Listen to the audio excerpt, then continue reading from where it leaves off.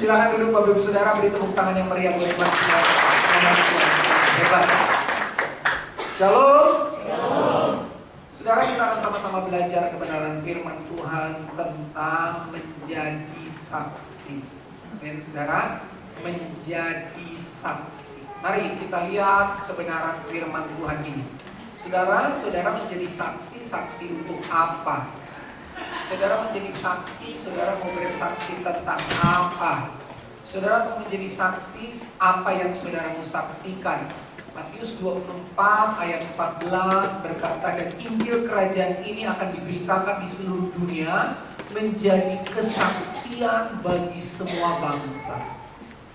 Dan Injil kerajaan ini akan diberitakan di seluruh dunia menjadi kesaksian bagi semua bangsa. Sesudah itu barulah tiba kesudahannya. Saudara dan saya, kalau saudara dan saya sungguh-sungguh mau menjadi saksi, saudara, jangan saksikan hal-hal yang lain. Saksikanlah Injil kerajaan ini.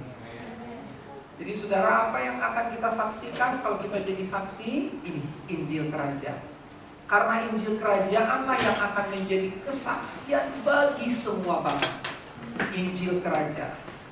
Injil kerajaan. Pertanyaannya sekarang, apa Injil kerajaan itu? Injil kerajaanlah yang harus kita saksikan. Tapi pertanyaannya, apakah Injil kerajaan itu? Apakah itu adalah buku atau Alkitab? Alkitab yang merupakan sebuah buku? Atau apakah itu cerita riwayat Yesus Kristus, sejarah dari seseorang yang bernama Yesus Kristus? Injil kerajaan itu apa? Apakah itu artinya surga yang artinya tempat atau lokasi? Bukan. Apa saudara? Bukan. Coba bilang sama-sama dengan saya. Bukan itu. Bilang. Bukan itu. Saudara mau jadi saksi, bersaksilah tentang Injil kerajaan. Saksikanlah semua yang bermuara kepada Injil kerajaan. Apa Injil kerajaan itu? Buku atau Alkitab? Alkitab yang merupakan buku? Bukan. Cerita riwayat Yesus Kristus atau sejarah dari Yesus Kristus? Bukan. Surga yang artinya tempat atau lokasi? Bukan. Injil kerajaan bukan itu semua. Jadi apa Injil kerajaan itu? Karena ini yang saudara dan saya harus saksikan. Kalau saudara dan saya tidak mengerti Injil kerajaan, saudara mau menyaksikan apa? Saudara dan saya mau bersaksi tentang apa? Makanya ada banyak orang keliru. Ini kalau orang pematang siantar yang ngomong keliru. Keliru menyampaikan kesaksian. Keliru materi atau bahan kesaksian yang disampaikan. Keliru. Kenapa orang ini bisa keliru, saudara? Karena dia gak ngerti apa yang harus dia saksikan.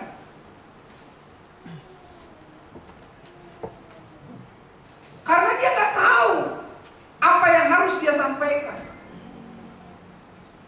Nah saudara, sekarang kita mengerti bahwa yang harus kita saksikan adalah Injil kerajaan. Nah Injil kerajaan itu apa? Bukan buku, bukan Alkitab yang terdiri dari kertas, tinta hitam di atas kertas putih. Bukan juga tentang riwayat Yesus, sejarah. Bukan tentang itu. Bukan tentang surga yang artinya tempat atau lokasi, juga bukan. Saudara, Injil kerajaan Allah adalah satu, pengajaran Kristus.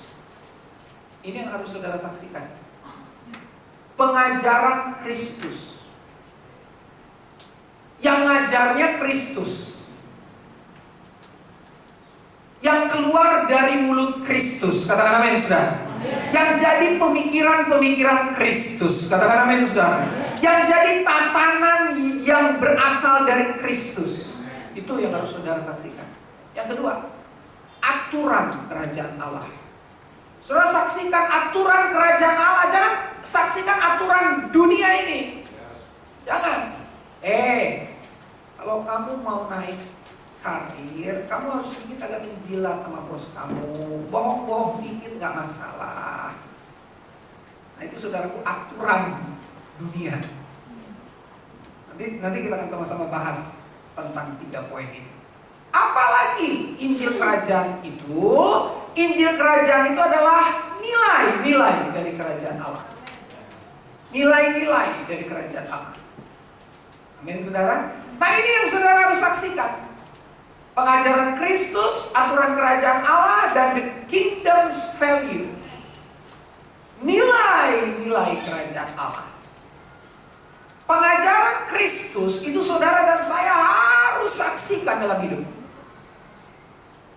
Segala sesuatu yang diajarkan oleh Yesus, jangan diseleksi.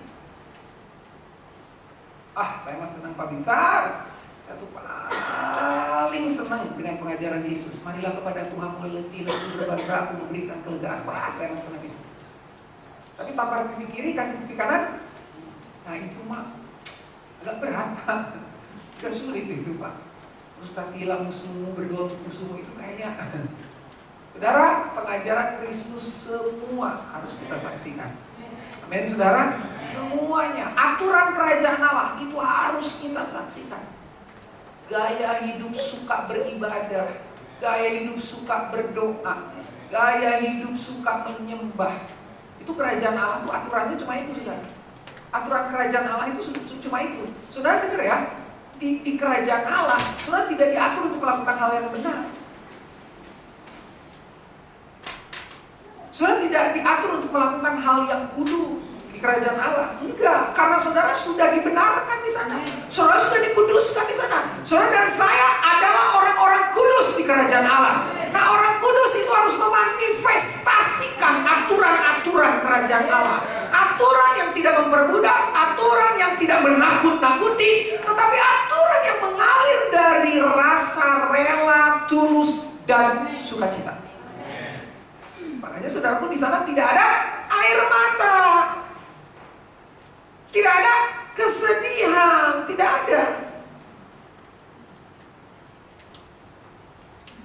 Tadi malam saya mendampingi Komsel Marketplace di tempat kami, selesai jam 11:30 malam. Saya sudah bilang jam 9 kita selesai karena besok kan hari Minggu. Biasanya hari Rabu ini diadakan, tapi karena ada beberapa yang nggak bisa jadi Sabtu. Pas diadakan di tempat kami di Pastori yang juga baru selesai dibangun sebagai ibadah juga ucapan syukur dari teman-teman ini. Ngobrol sharing. Ada sekitar 17 orang tadi malam datang, saudara. Saya bilang, udah deh, satu orang ngomongin satu ayat yang jadi nama, ceritakan kenapa kamu mau angkat ayat itu. Satu orang 3 menit ya. Saudara tahu kenyataannya tidak 3 menit satu orang, saudara. Panjang sekali. Sampai 11:30 selesai. Saudara, ini anak-anak yang saya layani sejak sekolah minggu, tunas remaja. Saya tahu persis bagaimana dulu mereka mengeluarkan ingus dari kedua lubang hidungnya. Bagaimana mereka kemudian dekil, saudara. Bagaimana mereka kemudian ditinggalkan orang tua. Bagaimana kemudian mereka tiba-tiba gak punya bapak. Ketemu sama saya, saudara. Kita bentuk Komsel itu. Wah, sekarang gaya bajunya juga udah gaya baju yang trendy, fashionable. Dulu baru-baru fashionable, saudara. Sekarang mereka cerita tentang delay pesawat. Dulu waktu saya telepon mereka, "Hey, kita doa pelayan, kamu di mana?" Sepeda bocor, Om.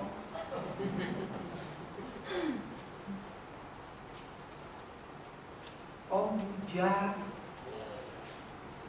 Sekarang mereka udah ngomongin pesawat yang delay, udah gak ngomongin sepeda yang bocor lagi.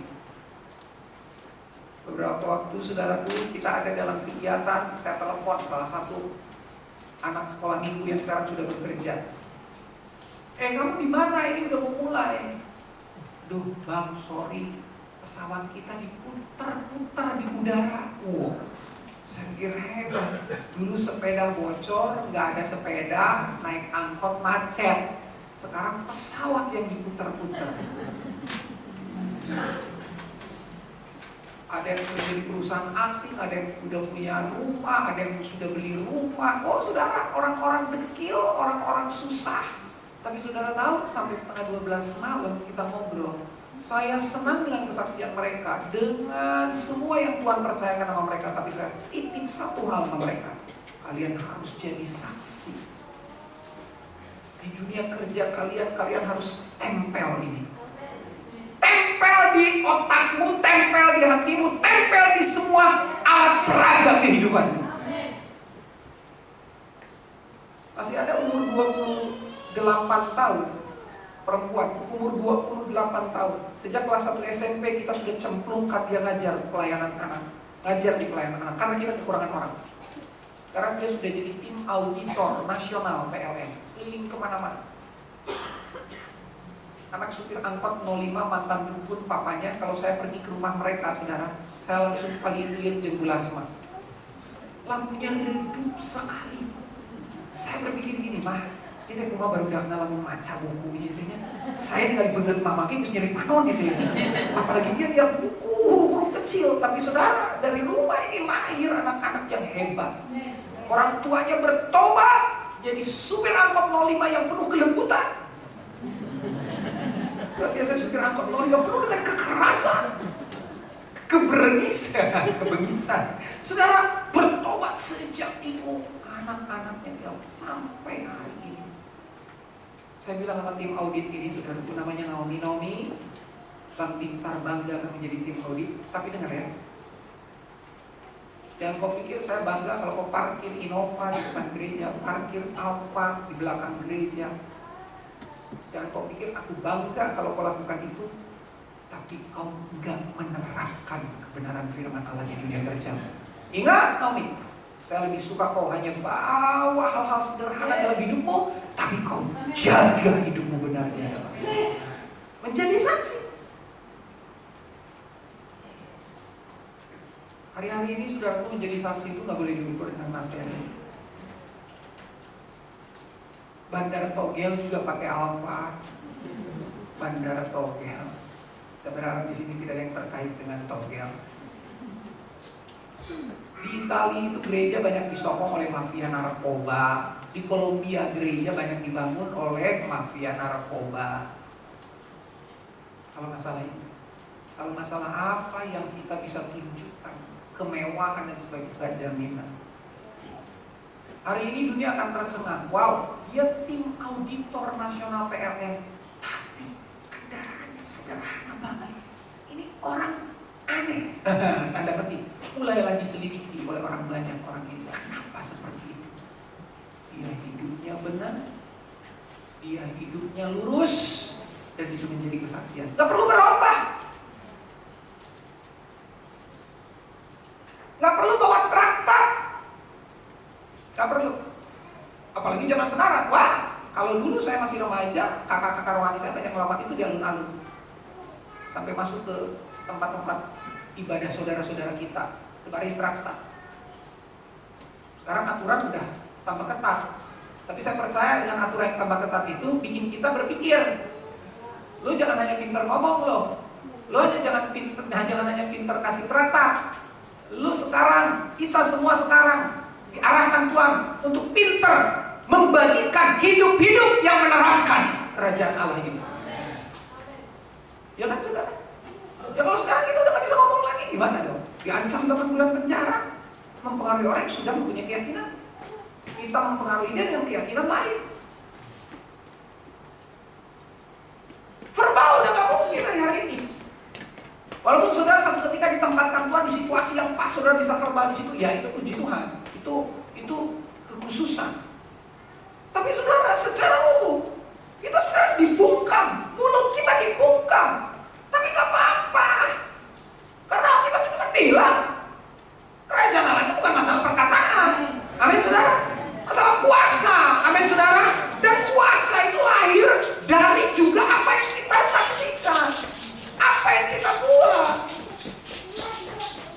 Bayangkan saudara, itu pengadilan bisa mencekam, pengadilan bisa deadlock.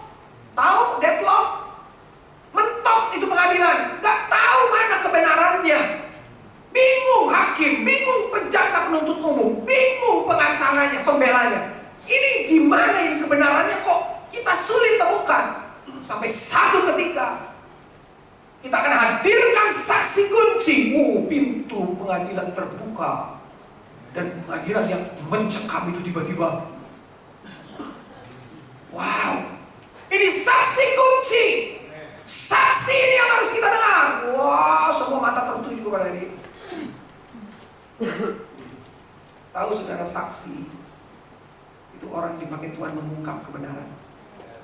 Mengungkap kebenaran itu saksi. Jangan takut Bapak Ibu, ada perlindungan saksi. Di Indonesia aja ada perlindungan saksi, apalagi kerajaan Allah, saudara. Kita bilang begini, aku menyertai kamu senantiasa sampai kesudahan zaman. Kalau tepuk tangan jangan hanya 2-3 orang, semua. Kan saudara mau stronger together, toh? Stronger together. Itu saudara. Jadi biasakan kalau tepuk tangan jangan 1, 2, 3, semua. Ya, katakan amin. Nah, aminnya juga semua. Katakan amin. Saudara, 3 hal inilah Injil Kerajaan. Renungkan baik-baik, termasuk saya. Di depan ini saya merenung. Sudahkah saya menyaksikan 3 hal ini dalam hidup? Atau seberapa sering saya menyaksikan 3 hal ini dalam hidup? Praktek di rumah tangga jadi keluarga simpel sebetulnya. Hai bapak-bapak, jangan bangkitkan amarah anak-anakmu. Benar nggak sih? Kita pada yang gitu kan? Jangan bangkitkan amarah anak-anakmu. Bapak-bapak, jangan bangkitkan amarah anak-anakmu. Tapi didiklah mereka dalam nasihat Tuhan, dalam ajaran dan nasihat Tuhan. Kamu jangan bangkitkan amarah anak-anakmu, bapak-bapak. Kenapa diomonginnya ke bapak-bapak? Karena bapak-bapak itu imam. Jadi imam itu harus ngajarin ajaran Kristus. Makanya jangan bangkitkan amarah anak-anakmu bapak-bapak, tapi didiklah mereka dalam ajaran dan nasihat Tuhan. Ajaran dan nasihat Tuhan, bukan ajaran si Sagala. Tradisi di Sagala, kau gak boleh begitu. Oh, kita bilang. Oh kita, pantang kau lakukan itu. Dan seterusnya. Ya kan saudara, kata Gulasma, anak perempuannya, Esya, ini ajaran lumban raja dengkulan. Banyak pengkolan. Saudara, tahu gak saudara? Bapak-bapak perhatikan. Tahu gak kenapa anak kita marah? Saudara ngomongin gini sama dia, papi gak suka kamu lakukan itu. Kalau kamu lakukan itu, papi akan hukum kamu. Papinya yang ditekankan. Pernah nggak saudara dan saya, termasuk saya ini, sedang belajar, lagi marah sama anak, ngomong gini, Tuhan Yesus gak ajarkan hal yang kayak gitu buat kamu. Firman Tuhan gak bilang gitu buat kamu. Kamu harus mengatakan yang sebenarnya, tidak boleh berbohong. Tuhan, kamu bukakan. Gak akan marah dia sama kita. Benar gak? Benar gak saudara? Ya? Tapi kalau kita benturkan dengan kita, marah dia.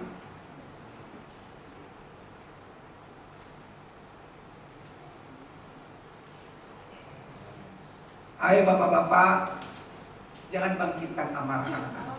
Jadi jangan gini Pak. Aturan di rumah ini, papi sudah tentukan. Tidak ada boleh. Jadi kalau kamu mau berbuat begitu, pergi dari rumah ini. Ini papi sudah tentukan.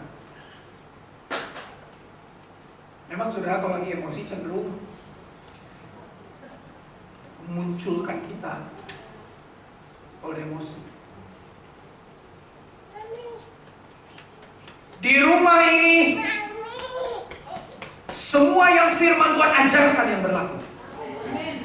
Di rumah ini semua kita harus belajar menyenangkan hati Tuhan. Di rumah ini papa, mama, kalian semua tunduk kepada kebenaran firman Tuhan. Di rumah ini. Wah, kalau gitu sudah kok mereka mau. Wow. Kita ini sedang bareng-bareng, masih papa, masih mami. Jadi sedang sama mereka ya. saudara kalau saudara bilang, papi mau menyatakan, oh di rumah ini A, B, C, mereka tidak sedang dengan kita. Mereka tidak sedang dengan kita. Mereka sedang kita pisahkan dari kita. Halo, lihat saya Bapak-bapak. Kau sedang memisahkan anakmu dari dirimu. Kau tidak sedang sepakat untuk melakukan aturan yang sama bersama mereka. Dan aturan itu adalah aturan kerajaan Allah. Simpel.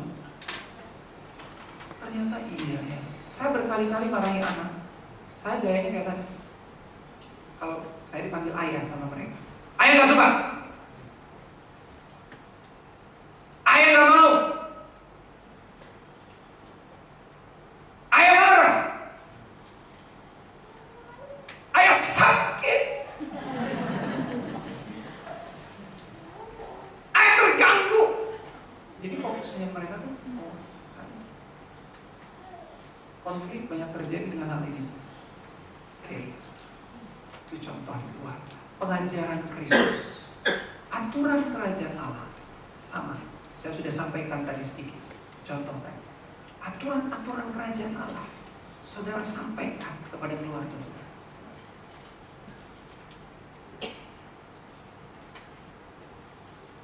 Suami mengasihi istri, istri hormat dan tunduk pada suami, orang tua menjaga anak-anaknya, ya kan? Ya dong, kita harus menjaga anak-anak kita dong, kan anak-anak kita kan bukan milik kita, milik pusaka Allah toh, kita harus jaga. Karena satu ketika kan harus dikembalikan kalau milik pusaka itu kan, ya dong, milik pusaka Allah harus dikembalikan satu ketika. Saudara tahu kapan saudara kembalikan anak saudara kepada Tuhan? Milik pusakanya loh, kembalikan, jangan saudara keenakan, kembalikan, itu milik pusaka Allah. Saudara kapan saudara kembalikan milik pusaka Allah itu? Pada saat saudara antar mereka ke altar Tuhan masuk dalam pernikahan kudus. Saudara bilang gini sama Tuhan, Tuhan anak perempuanku aku kembalikan, itu milik pusakamu, ada dalam kekudusan, menjaga keperawanannya kudus sampai di altar Tuhan. Itu sukacita kita.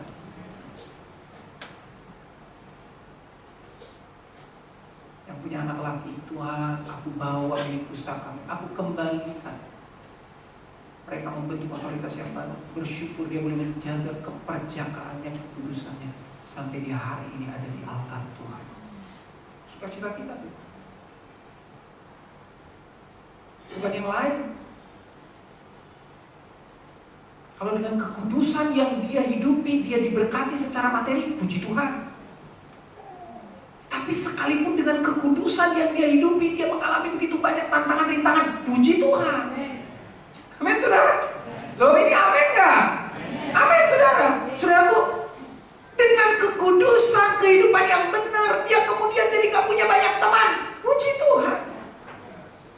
Dengan kekudusan dan hidup yang benar, dia kemudian jadi orang yang banyak dikenal orang, puji Tuhan juga. Jadi fokusnya apa? Hidupnya yang benar, kudus. Dan kita kembalikan milik pusaka Allah itu dengan sorak-sorai kepada Tuhan. Tuhan, ini milik pusakamu Tuhan. Bersukacitalah Engkau Tuhan, seperti lagu tadi itu. Tuhan itu bersukacita karena kita.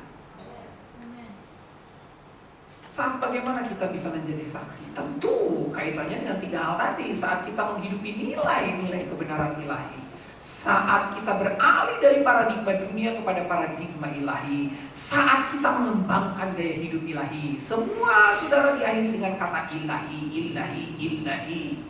Tahu saudaraku kenapa ada kata ilahi di belakangnya? Untuk menunjukkan semua ini bermuatan nilai kekal, bermuatan kekekalan.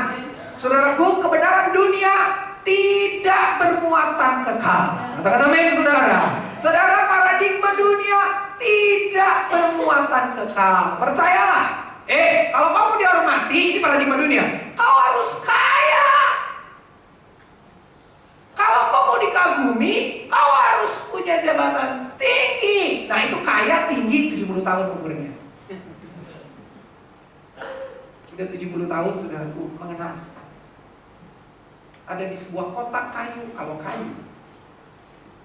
Kalau albasia, ya itu juga kayu. Cuman kualitasnya jelek. Bayangkan, cuma berapa senti itu? Berapa senti? Paling 50 senti kali 2 meter. Peti loh. Oke, agak melebar. Ke kuburan, lebih gede. 1 kali 2 meter. Paling. Saudara tahu, semua yang dunia tawarkan supaya itu jadi paradigma hidupmu, sesaat. Sebentar, saudara.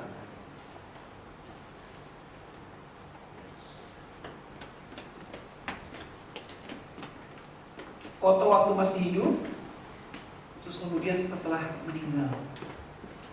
Kan di Facebook tuh banyak yang gitu-gitu, saudara. Turut berduka cita. Saudaraku yang kukasihi, kau sudah melakukan perjalanan iman yang luar biasa. Jadi ada foto masih hidup, seger, fotonya tuh seger, saudara. Terus ada foto yang sedang meninggal, sudah meninggal. Beda banget kan? Beda banget. Beda sekali, saudara. Itu pemeran Freddie Mercury di film Bohemian Rhapsody itu. Saudara tahu, dia dapat penghargaan karena dia jadi aktor hebat, ngalahin aktor-aktor dunia lainnya. Dapat penghargaan. Dia bilang gini, saudara, terima kasih saya telah menjadi bagian kecil dari legenda band di dunia. Thank you for Queen.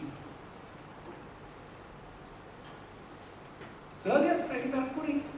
Ini contoh, kita bukan sedang menghakimi, ini contoh, dan itu terjadi kepada semua. Kita nggak ngomongin Freddie Mercury nggak benar apa nggak usah lah. Bagaimana dia di panggung luar biasa dengan kesemarangannya.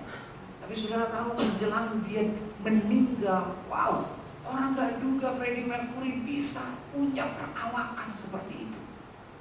Freddie Mercury bisa punya penampilan kayak gitu, nggak ada yang menduga. Kurus, kering, saudaraku, keriput, tidak menimbulkan kecerahan di wajahnya, nggak ada. Sampai akhirnya dia meninggal. Sementara nilai-nilai kebenaran ilahi adalah nilai-nilai yang mengandung muatan kekekalan. Bohong, tipu, korupsi, semua itu mengandung nilai-nilai yang tidak kekal. Mungkin kau bisa berjaya dengan itu di dunia ini, tapi ingat, ada satu tempat yang akan menunggu engkau untuk kau dihakimi di sana. Tipu, korupsi, bohong, curi, ambil, rebut, itu semua kebenaran-kebenaran duniawi. Paradigma dunia, kau akan dihormati kalau kau kaya, kau punya jabatan hebat, kau akan disegani ke pelayanan, ke gereja kalau jemaatmu banyak. Paradigma dunia itu. Kau akan disegani kalau titelmu banyak. Kau akan disegani kalau urapanmu luar biasa. Dunia itu semua, saudara, maaf.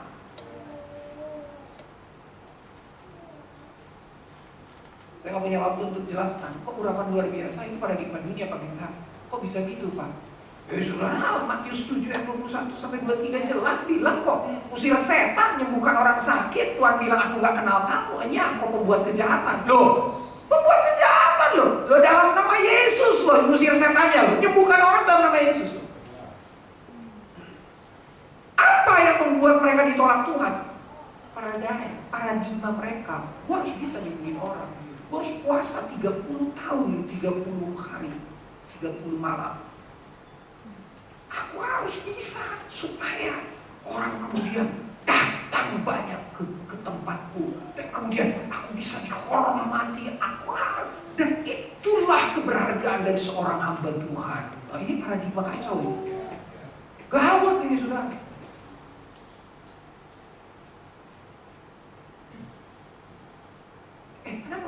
rajin sekali doa puasa. Tiap hari kamu hampir doa puasa. Kami di sekolah kita dulu saudara tuh 3 kali seminggu doa puasa. Puasa pribadi, puasa kelompok, puasa satu sekolah.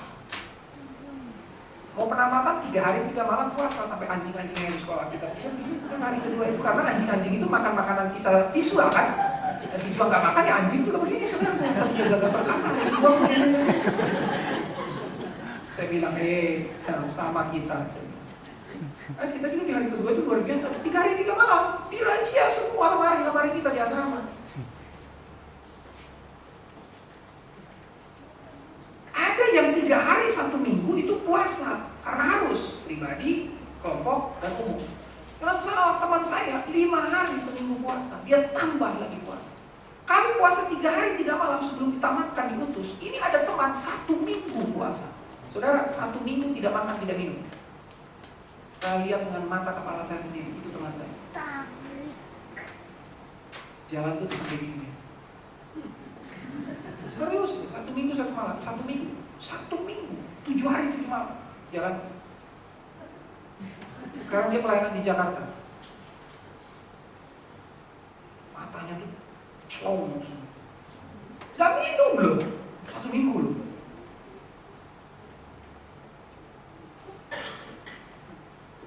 Terus apa yang bikin kamu lakukan itu? Apa yang kamu mau dari itu semua?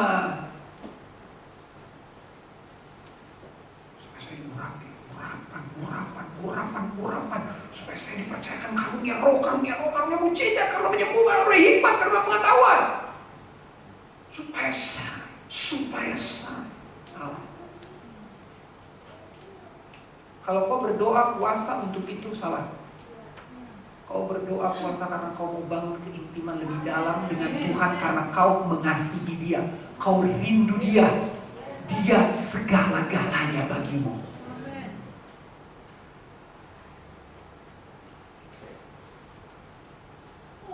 Saya pernah tanya Papa Daniel Alexander. Saya pernah diangkat jadi anaknya soalnya sekarang. Gak tahu dia anggap saya masih anak ya sekarang ya. Sibuk sekali dia. Kalau dia ke Bandung saya suka atur jadwal pelayanannya. Dulu waktu saya masih muda. Saudara tahu, saya tanya ini sama beliau. Saya gak pernah lihat Papa puasa. Saya gak pernah lihat tuh Papa puasa. Papa tuh suka puasa enggak? Saya tanya gitu dulu. Pada Papa Daniel tuh bilang gitu. Bisa. Papa itu gak pernah puasa. Tapi Papa sering lupa makan karena Papa intim dengan firman Tuhan. Papa sering lupa makan karena Papa bersekutu dengan Tuhan. Gak keingetan makan. Gak keingetan untuk hal-hal yang lain. Karena saat itu Tuhan begitu segala-galanya untuk Papa. Wah, saya dibukakan. Oh, lupa makan. Jadi jangan jam 3 jam lah. Aduh 2 jam lagi. Biasanya supaya kita bisa namakan, yuk praise and worship, maju kita. Yuk kelihatan benar, padahal kira ngabuburit. Dan ngabuburit, saudara. Hai, biarkan orang makan di sebelahmu. Biarkan mereka makan di sebelahmu. Kenapa kau terganggu dengan orang makan di sebelahmu sementara kau mengambil waktu untuk berpuasa? Kenapa? Mereka ngamuk-ngamuk, saudara. Karena saya makan di sebelah mereka. Tidak menghormati, tidak menghargai. Oh sorry, saya nggak tahu Anda sedang tidak makan. Harusnya Anda jangan ada di sini. Terus dia bilang, aku juga jadinya lagi tunggu pesanan. Saudara yang terkasih dalam Tuhan, ya ada banyak hal yang berkaitan dengan paradigma yang keliru ya di dunia kita hari-hari ini. Terus saat kita mengembangkan gaya hidup ilahi, nah saya singkat aja karena waktunya. Saudara tahu gaya hidup ilahi itu apa? Gaya hidup yang memberi. Semua yang berkaitan dengan memberi, tentu yang benar, yang bernilai suci, itulah gaya hidup ilahi. Gaya hidup ilahi itu gak pernah ngambil, merebut, gak pernah. Gaya hidup ilahi itu memberi. Nah memberi itu gaya hidup harus. Memberi itu bukan tekanan hidup.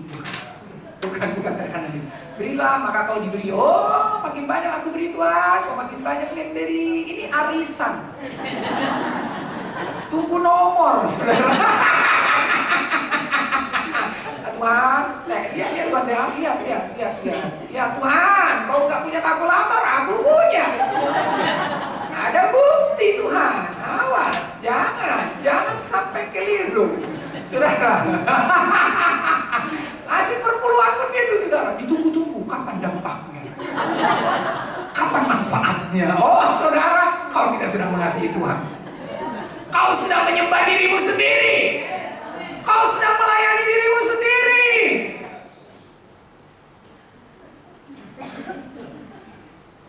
Kalau kau melayani dengan nyaman, saya takutnya saudara itu jadi benci sama saya. Kalau saudara melayani dengan nyaman, itu di semua gereja itu saudara, termasuk di tempat saya. Saya paling susah ngurus pelayan yang kayak gini. Kau sedang melayani dirimu sendiri.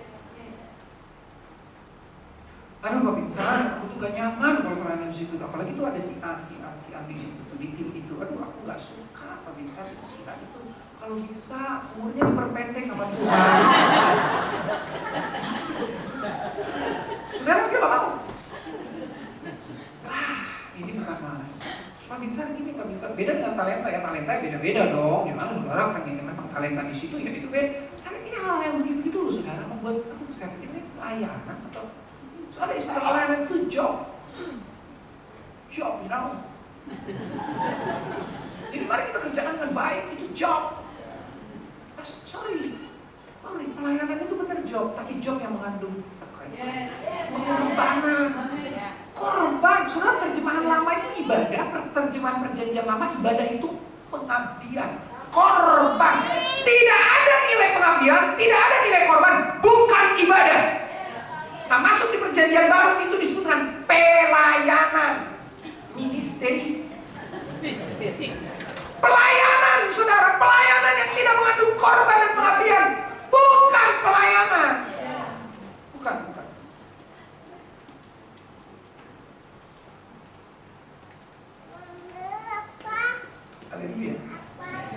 Haleluya. Ini gaya hidup ilahi. Memberi pemakluman, memberi ruang hati, memberi pelebaran, penerimaan. Oh, itu terjemah mengesalkan, tapi ya udahlah nggak apa-apa. Berdampingan dengan dia makin dilebarkan, makin di stretching terus dibetok, ditarik. So tarik sing panjang, tarik, saya bersedia. Saudaraku, tapi tahu nggak saudara, semakin ditarik, semakin di stretching, saudara, semakin kapasitasnya diperbesar oleh Tuhan. Kapasitas spiritualnya semakin diperbesar oleh Tuhan. Kapasitas rohaninya semakin besar, diperbesar oleh Tuhan. Wah, saudara nggak sadar itu. Ayub bilang begini, saudara tahu itu Ayub ditariknya luar biasa. Anak mati, istri ternyata matre, istrinya saudara. Istrinya ngutuk dia. Saudara tahu semua pergumulan Ayub alami. Baca pasal-pasal terakhir dia bilang begini, dulu aku tahu Tuhan dari karena mendengar. Kata orang, sekarang aku melihat Tuhan. Diperbesar kapasitas pengenalannya akan Tuhan, saudara. Diperbesar, percayalah saudaraku, perbesaran itu terjadi ketika pengorbanan ada. Perbesaran itu terjadi ketika pengabdian hadir. Perbesaran itu hanya akan berjumpa dengan orang-orang yang tidak mempertahankan apapun. Karena itu ruang di mana kau beri untuk Tuhan melakukan sesuatu. Tema kesaksian kita Yesus Kristus. Itu temanya. Kuasa kesaksian kita Roh Kudus. Dan legitimasi kesaksian kita cara kita menjalani hidup. Saya akan close dengan ini walaupun ada beberapa slide. Coba nanti kita lihat. Sudah perhatikan, temanya Yesus Kristus, jangan yang lain. Kuasa kesaksian kita adalah Roh Kudus. Kekuatan kesaksian atau legitimasi kesaksian kita adalah cara kita menjalani hidup. Saya mau bahas yang terakhir ya. Yang terakhir, legitimasi atau validasi. Bapak Ibu, semua kita tidak ada di tempat kejadian pada waktu 2000 tahun lalu Yesus mati di Golgota. Enggak ada. Saksi itu harus ada di tempat kejadian. Ya dong? Kamu lihat? Betul kamu lihat? Itu saksi kan? Oh iya betul Pak, saya lihat Pak. Kamu ada di mana waktu kejadian itu terjadi? Saya ada di TKP Pak waktu itu Pak. Oh betul ya, betul.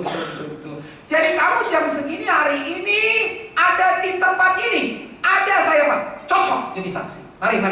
Ikutkan di persidangan, betul ya? Saksi itu harus ada di tempat, harus ada di waktu itu. Kita nggak ada semua yang ada di situ. Ya, kita nggak ada di situ. Kita nggak ada di Golgota 2000 tahun lalu. Kita nggak ada di Bethlehem 2000 tahun lalu. Betul ya? Nggak ada ya? Jadi saudara menjadi saksi apa?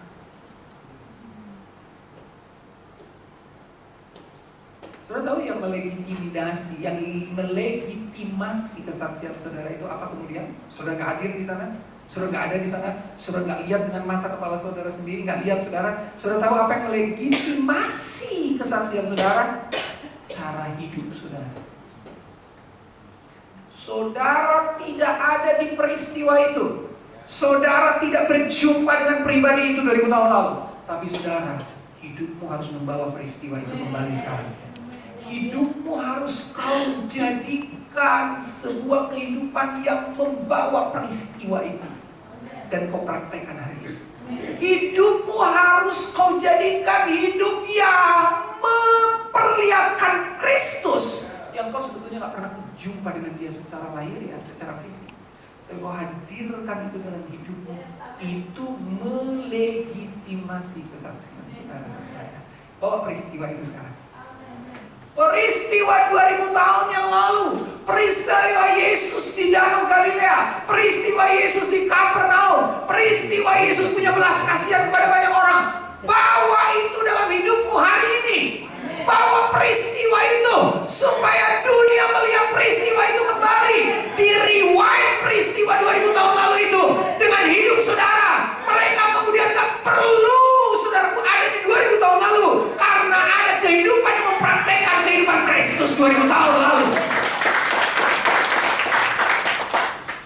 Itu legitimasi. Cara kita menjalani hidup. Amin saudara. Yuk praktek peristiwa-peristiwa itu saudara. Praktek peristiwa-peristiwa itu. Amin saudara. Berdoa buat musuh seperti Yesus mendoakan orang-orang Farisi. Yesus ditolak di Nazaret. Yesus dibuang di tempat dia besar. Manusia memberontak kepada dia. Tapi dia memutuskan untuk mengasihi manusia. Dia bukan hanya mengasihi dengan omongan. Dia mati dan memberikan hidupnya bagi saudara dan saya. Saudara, ulang terus peristiwa itu dalam hidupmu. Dan biar orang lihat.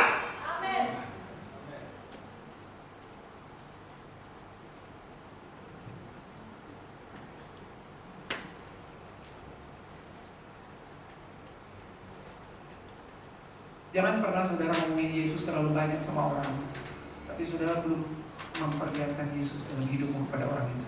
Jangan. Isi Tuhan saudara. Diludahin saudara.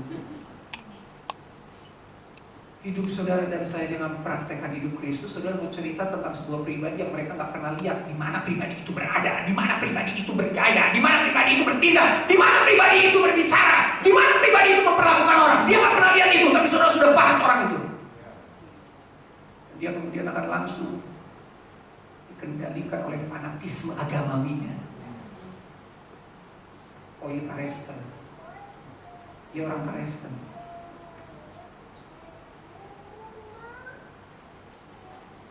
Haleluya. Haleluya saudara. Jadi kita baca terakhir 1 Petrus 2 ayat 12. Wow, ini berkaitan dengan legitimasi tadi.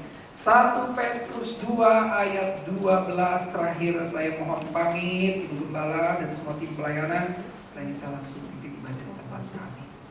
Oke, 1 Petrus 2 ayat 12 bilang begini.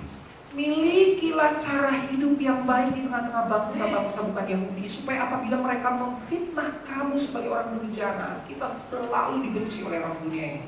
Kita selalu diparnoin sama orang dunia. Diparnoin, saudara tahu diparnoin, saudara? Dicurigai.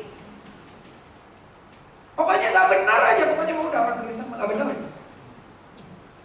Milikilah cara hidup yang baik di tengah-tengah bangsa-bangsa bukan Yahudi, supaya apabila mereka memfitnah kamu sebagai orang, mereka dapat melihatnya dari perbuatan-perbuatanmu yang baik dan muliakan Allah pada hari Dia melawat mereka. Kapan Tuhan melawat mereka? Kapan Tuhan melawat mereka? Waktu kita terus praktekkan perbuatan-perbuatan baik kita yang memuliakan Allah. Bukan pada waktu khotbah loh saudara. Khotbah perlu, tapi di ayat ini gak ditulis pada waktu KKR. Bukan saudara. Di ayat ini juga gak ditulis pada waktu doa impartasi roh. Saudaraku, bebas dari belenggu roh kemiskinan, bebas dari belenggu roh jelek wajah. Ada itu saya mau sebenarnya. Daftar saya paling utama, apalagi meninggikan badan.